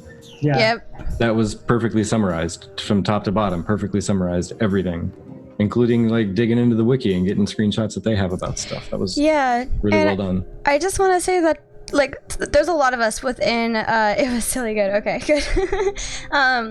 There's just a lot of us in the community. Like I even at one point was trying to make intro videos. It just with school and everything, it just gets out of hand for me. But I really enjoy someone like Peon who isn't actively within the community, I guess, really delve through the wiki and really go through and find the different sources of information. And I'm totally gonna link in the wiki because honestly, this is the one wiki link that I go to a lot. Mm-hmm. They totally reference everything. So I really like it because coming from somebody who does schoolwork where I have to cite everything, they cite everything to like heck. And he said it took him like 34 hours. That's like a lot of dedication, but it shows the quality of that video as it came out. Like it did it justice. Like he really knew what he was talking about. He really took the time. And I mean, on the one hand, I'm gonna say he's not big for nothing. You know, he dedicates. Attention to detail was great. Yeah, he dedicates the time and the effort into making sure that the information is accurate and whatnot. And it just, I appreciate that. Again, Lazy Peon, you're the reason why I started being into Ashes and actually how I met the guy down there. But I'm not gonna do any squishy stuff. Just gonna put it there. No mushy. No mushy. But yeah, definitely can't wait for Alpha 1 access, let alone Alpha 2. But real quick, just before it gets lost in the shuffle there, just wanted to say Window Liquor is asking if there is a time frame for the... Is that what you were going to comment on? No, just the name made me laugh. Oh yeah, Window Liquor. But yeah, the Castle Siege and the Horde mode, those are still coming. They were, in theory, scheduled to come out before the Alpha 1, but I think a lot of the reaction to the BR testing made them kind of shift gears and put out the Alpha 1 first. Yeah. So it should be coming after like Alpha 1 testing is in full swing, and probably afterwards they can test a lot of stuff, and then after that go and drop the Horde mode. I think the Castle Siege is next and Horde mode is last. And then while they're dropping the Castle Siege, then they'll work on the Alpha 2 setup. Yeah. That's my theory anyway. So Maggie. I wanted to say before I peace out, because my dog is bothering me. Oh no. About people saying that this is a scam. They still think it's a scam. I would rewatch Steven's last AMA, and at the end he even says, no one has to buy the game. No one has to buy into the game. It's fully funded. It's fully funded by him. If you're still skeptical of it, just wait and play it when it comes out, or find a content creator that you follow, and if they follow Ashes, listen to their videos, or join the Discord, join the forums, get involved, inform yourself. But it's not a scam. Like, I know that sounds like white knighting, but it's for not real. Like, it's not like Steven wouldn't. There's no publisher or any developer who would say, "Don't buy my product." There's also something that Jalan even said, because I was watching his stream before we started up ours up. He actually said something very impactful to that argument. Is that we have a guy here who spent millions and investing all this time in order to make like a fraction of that, because of like 3 million was made in the Kickstarter, but I guarantee you by now that money's probably burned through like 3 years later. Yeah. And all these people and all the equipment for them and all the software licenses that they may have had to buy along the way, the electricity, the rent, the everything. It's just, you take into account what's happening in America with COVID and how much downtime the company has had to have, and they're still paying their employees. Like data storage on servers, like buying servers, like that all alone, like I guarantee that $3 million that came out of the Kickstarter is gone. Yeah. And he's now funding it all on his own with the help of the cosmetic shops, and that's about it. So he's literally spending millions in order to make thousands. So the worst scam artist ever. Yeah. All right, guys, I have to ditch out. Yes. This was great, by the way. Thank you so much for joining us. Thank you for stopping by. Thank you for having me. Appreciate it. You have yourself a happy day. Yeah. Bye, guys. Bye-bye. And then there were two. Yes. I'm gonna go ahead and do the thing with the guest and the thing. Give me a second. There we go. Okay. Oops. Yeah, Okay. yeah, heals that might be quite close to accurate. Oh my gosh. Yeah. I got a forehead. It's because they like when he got out. I have just give me a second. He'll be back. I'm losing my mind on stream. Oh my gosh. Oh my gosh. But yes, the cosmetics will be swapped back out on the 5th of August. We were actually kind of surprised that they were already going to be swapping them out on the 15th of July. They usually try to get them on the beginning of the month, and then give you a month notice. But yeah, I was kind of hoping that they were going to give us some advance notice, like, hey guys, so it's like the middle of July, come August, we're going to start the cosmetics again. Be prepared, buy these if you still want them, and, you know, we'll see you in August with a new set. yeah. Yeah, 16 Yeah, wood chip, I mean, that's not bad. Even if, and this is assuming that some of them were like, hey, this is a dream job to get in on the ground floor, and I'll take like 50,000 per year. And they get in on it at that point. That's still more. And that's not even taking into account the cost of equipment and the cost of, again, rent for, you know, the studio and electricity and running water and all that fun stuff. Yeah, software exactly. licensing. Just the servers alone are probably mind-boggling. Sorry, give me just a second. I'll be putting myself back in there. Yeah, just the ice cream bill alone. I mean, The ice cream, oh my gosh. For those of you that don't know, sometimes there was a ice cream truck that would come around and they would run out and get the ice cream. yeah, he apparently walked out one time and literally bought every bit of ice cream that the guy had and just said, here guys, have some ice cream. And since then, that guy came around that parking lot every single day, apparently. And like Toodles is like more like, hey, I'm here. Hey, come on outside. Alright, cool. I think I have this fixed. What do you guys think? I think it looks good. Hey, it look good to me. Okay. Well, I don't know exactly how much their servers are going to cost, but I do know that for a good server for that, for any kind of really intensive use on a large scale, I wouldn't see 10 grand as being uncommon, or even like a liberal. It's probably a conservative estimate on a good server cost. Yeah. Those things got to be really quick. They got to be really high reactive, and they got to almost be future proof to a certain degree. Yeah. And they got to have like blade hard drives, so you can swap them out really quick on the go. If one hard drive goes, I mean, you got to get that thing swapped out really quick before maybe the other one gets damaged. Yeah. Yeah. So it's probably a whole lot. I think for the rest of this, if you guys just want to ask questions and stuff, we're happy to answer. There's like about 15 minutes left. Begin moving mounts and cats across the screen. Yeah. I kind of do something similar with ours.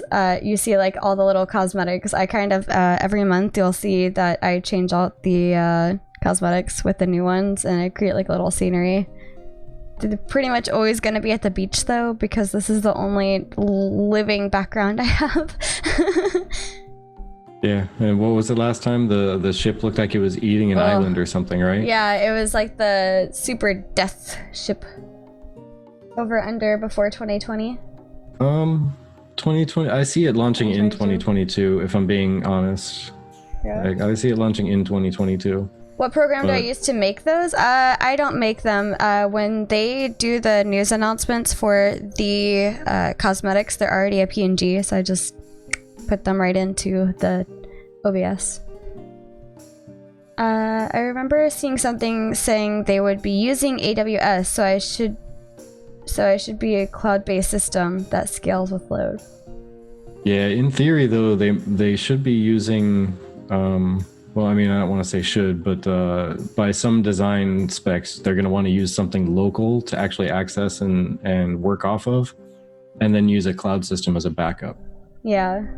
That way, for one, it's the quickest access possible. It's right there, and then the cloud system can just have it as a backup system in case something goes wrong with your local servers. Yeah. Just because data transfer speeds don't need to go over the internet. True. And no one's gonna impact your data transfer speed except your own office. Yeah. As far as release dates, basically, I agree with what Shadow is saying. Won't guess the launch date until A1 ends. It all depends on how long A1 takes. Like, there's a lot of things. Like, we've only, I believe, tested pre-A1 like once, and then they've been working on stuff on their side and doing a lot of internal testing without necessarily us involved. And when I say us, Vertec and I are higher in the tiers for testing and stuff. So we'd be one of the first few in for testing the stuff. How do you clear the background on the cosmetics? Well, the background's already a PNG, so it's already transparent. It's just, if you scroll down, there's the individual cosmetics, and those are the ones that are PNGs.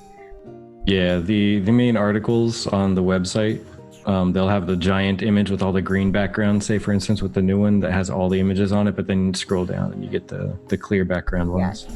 Welcome. Well, hello there, Valindris. Somebody was asking. Somebody was asking earlier if it would be worth paying like the $375 to get the Voyager Plus pre-order pack.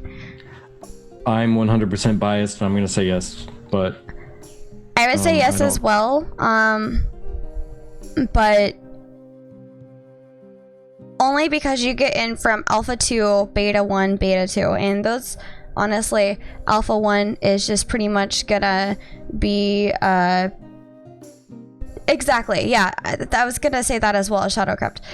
However, with Alpha, like, they cut off Alpha 1 sales, I don't remember when, but they did, and I don't know when they're cutting off Alpha 2 sales, which is the Voyager Plus pre-order pack, but if you like the cosmetics, excuse me, I would say go for it, because you get 9 months of game time, access to Alpha 2, Beta 1, and Beta 2, and like accessory cosmetics, so like whatever the cosmetics are, and you get your name reserved, so if you really want a character name, you know, do that.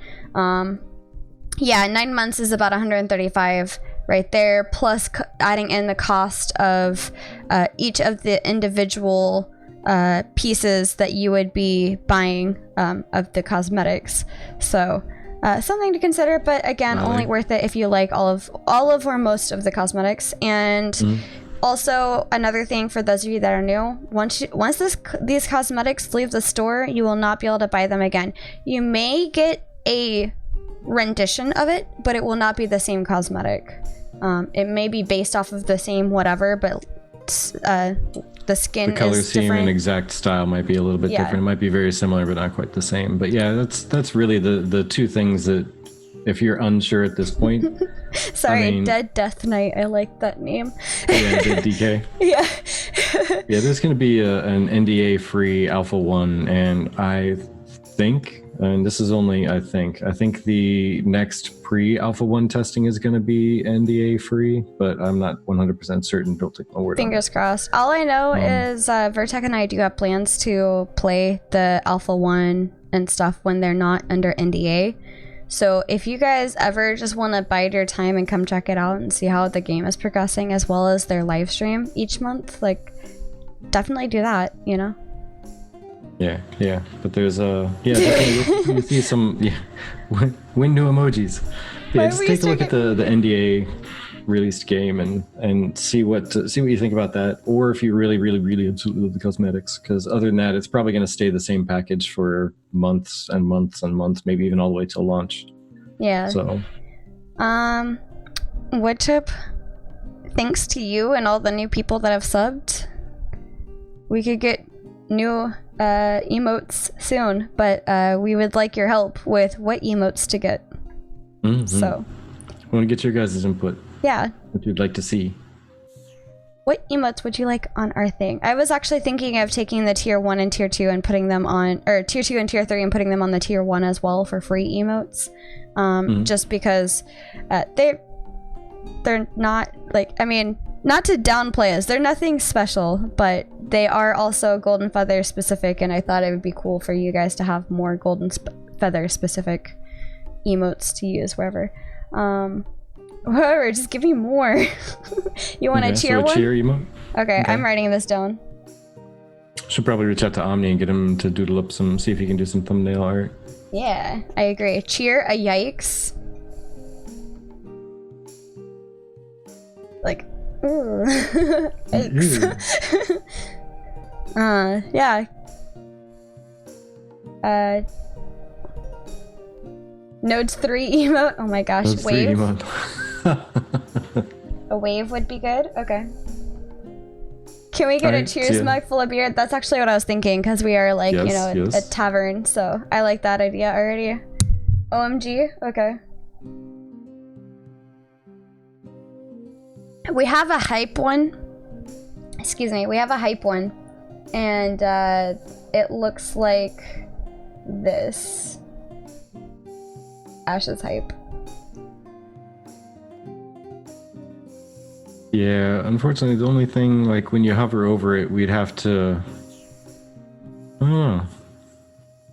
We'd have to come up with something that would actually have, maybe TGFP or something. Yeah, this is what we have right now. Unfortunately, we can't change the beginning of our emotes until we hit partner at some point, which I don't know when that's happening, to be honest, but how's that I don't have those unlocked? That's a good question. That's why we want to drop those down to the tier 1, because those are in like the tier 2 and tier 3 subs. Yeah, she's a cleric. I'm tank. Every game, all game. Granted, I touch out and I expand out into healing a bit, because that's my second favorite. I just get mad at him when he does DPS. And, yeah. Why are you healing? I'm the healer. But tank, I absolutely love. I love tanking in every game I play, everywhere. I will play all the tank variations known to man in that game, and find my favorite and play that and the most difficult one to play, just because. Also, at the end of the day, as long as I do have a damage dealing character, I don't mind doing damage. It just, I usually push the healing for myself generally, because I find it more fun. Mick, I laugh every time I read it. Should have been called something else. Something else would have been better. They could have called it Tough Guy, and I would probably be like, all right, cool, that works. Tough Guy. Got it. But just calling it tank makes me chuckle every time. I'm a tank. Yeah, because like cleric is high priest, so there's it's not cleric. Healer. So Wendra asks, what might have you might have been asked this already, which we are okay with repeat questions, so don't ever feel bad about coming to us with those. What secondary archetype might you guys consider? For me, it depends on how they feel, honestly. But I'm looking at a few, like cleric for one, cleric bard for another, Yeah, what class are you? DPS? What class are you, DPS? What do you do for the raid? I slap stuff from a distance with a book. Yeah. Bard. Bard. But yeah, I heals. Tank Bard is one that I've even talked to Chibi about. Like, I think it'd be fun, or even for that matter, what they have said for those who are newer to Ashes. Check this out. Here's a concept that might blow your mind. So there are the 8 archetypes, and you choose one as your main class. You have a secondary class that can augment it. Now, what Steven has said before, and Jeff has said before, is that if you have tank in your name anywhere, like you are a tank primary or secondary, you are viable to be a tank type character. So you could be a bard tank, and you may not be able to main tank a boss, but you can off tank a bunch of ads or what have you. So you could totally run in as a bard / tank, get your skill set up just right so that, you know, they only need, say, 2 tanks in there to hold these 2 guys, but they need an off tank sometime. You could set up most of your skills as a bard to buff everybody, help this and help that and do this and do that. But then some of them set up as a tank.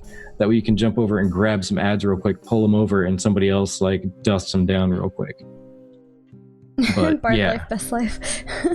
that would actually be pretty wicked. That was one of the big things that I kept talking about, how much fun that would be to be an off tank as a bard tank. When the main tank is lazy and makes the bard pull the trash mobs. Yeah, makes the bard pull. Bard, invis, and heal yourself. I don't know if the bard can heal. I guess you could. Some of them can definitely heal themselves, so I could see that definitely being a possibility. They haven't released all of the class abilities yet, but also just so you guys know, like yeah, like what Marcelo said, if you're looking for what all the 64 class possibilities are, also the wiki has all of them as well. But where was I going with that? Oh goodness. Yeah, Marcelo, there's that chart. The secondary augments the primary. So, for example, if you are a tank summoner, I don't know, and you have a rush where you like Vertex going after the enemy, and he's got that rush thing. Instead of rushing like by foot, you would just blink and be in front of them, be like pow. So it augments your. It doesn't add, I guess, new skills from the secondary. It just augments your primary with the secondary skills. Now here's some questions for thought though, because in both of the interviews with Asmongold as well as with Summit and Shroud, you mentioned that there's going to be 4 schools of augment. Now it makes sense with the mage. There's going to be stuff like the teleportation and, you know, fire and lightning or whatever the case is. I know he definitely said teleportation, and maybe like there was an elemental or something. But what other skill augments do you think there would be for like cleric? There's obviously healing, and Steven said before he considers the cleric to be like a master of life and death, like just a matter of life force, or a master of life force. So there could almost be like 1 augment of life, 1 augment of death, maybe, which is how you get your necromancer summoner. I don't know. Yeah. Like what other schools of augmentation do you think there could be? Yeah, buffs, resurrection. See, but that's going to be like a one-trick pony augmentation, I think. Like, because if you're going to choose one school to augment, and all of the augments are based on resurrection, that would be pretty tricky. But yeah, holy damage. Okay, I could see that. Plot twist: healer X summoner. Instead of resurrecting them as your normal alive allies, you've resurrected the undead allies instead. Yeah, you bring them back as almost like a DK res. And wow, like you bring back a skeleton or a ghoul and they just start fighting. Pretty much. Limited action set until the end of the combat. Yeah. But yeah, we can't wait to see specifically how those are gonna go across. Hence the necromancer class from the cleric bait. Yeah, exactly. It's like, ha ha ha. You may have died, but now I control you. Mwahaha. But yeah, forgetting second archetype, yeah. Gonna be so much stuff to play with. I really can't wait until. Oh no, he literally meant when he was talking about the classes, because he said one of them there's going to be 4 schools of augmentation for each archetype, and he specifically mentioned that with the mage being one of the schools was teleportation. Yeah. Which is where I really started thinking, like, 4 schools of augmentation for every archetype. That's bananas. Because I started thinking, like, what would all of them be for a cleric? What would all of them be for a tank? There's going to be like mitigation, taunt, maybe. I don't know.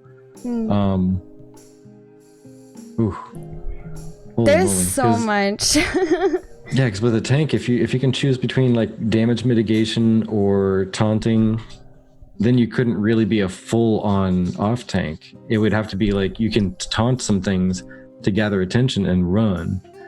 Or you could mitigate and hopefully you can add enough aggro to damage something, but you can't taunt them or something. Yeah.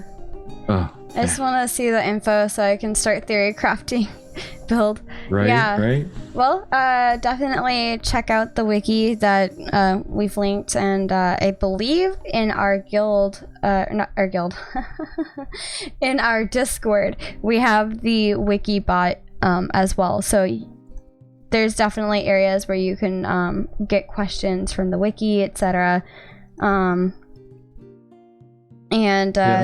Just kind of so much information is out there.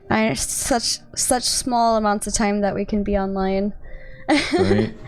Did you mean because you can always go to? Let me give you at least the general link here.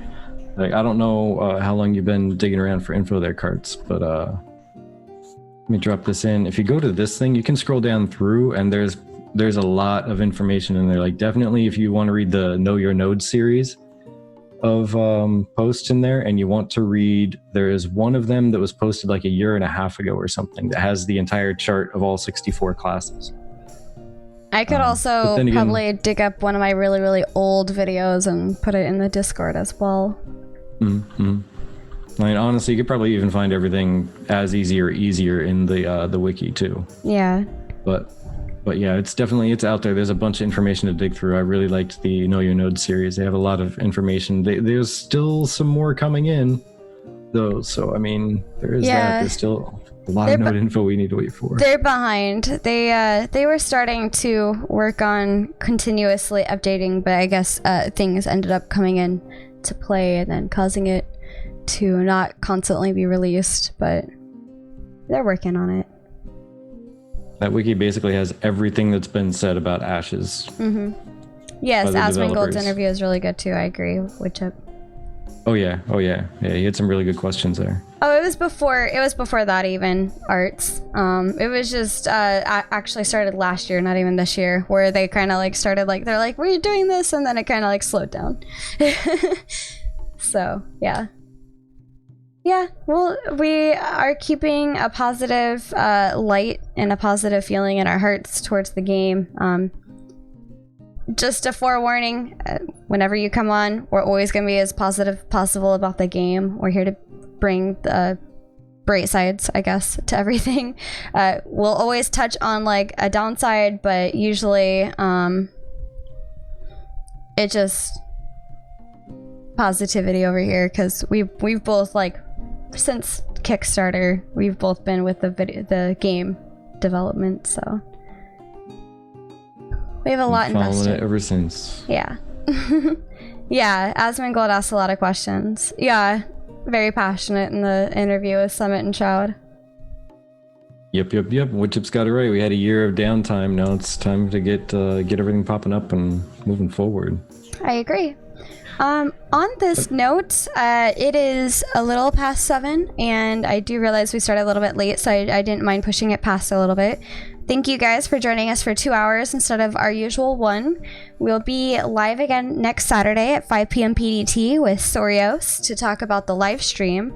Thank you guys so much for joining us. Thank you, Horrendous. Thank you for those of you that followed and submitted. Go ahead.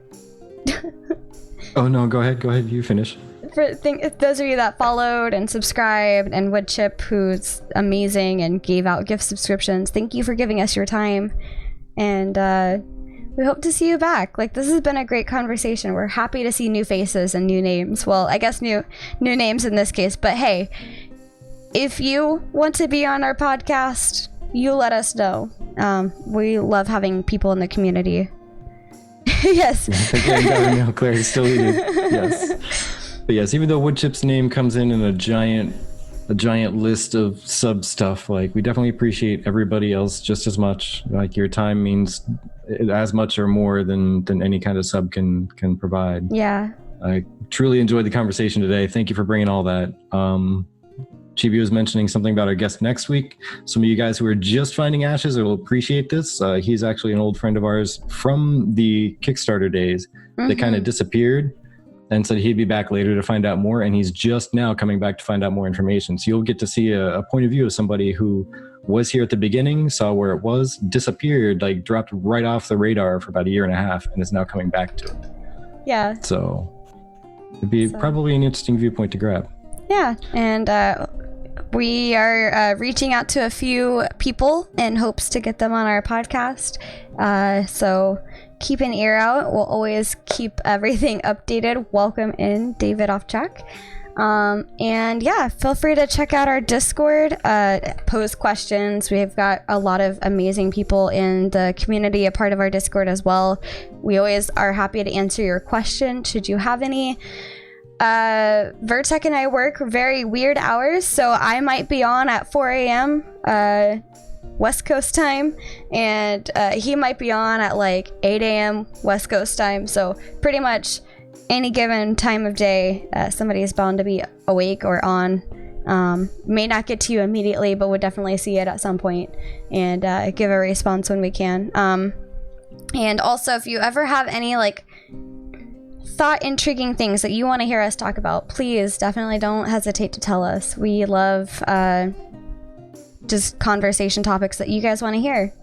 We're here for the community. We're here to share other content creators and talk about what you guys want to talk about. So I'm rambling. I am so sorry. Thank you guys for joining us. Thank you for the love and the support. Sure. I think I have both of us in the thingy, but let me just do a shout out over here.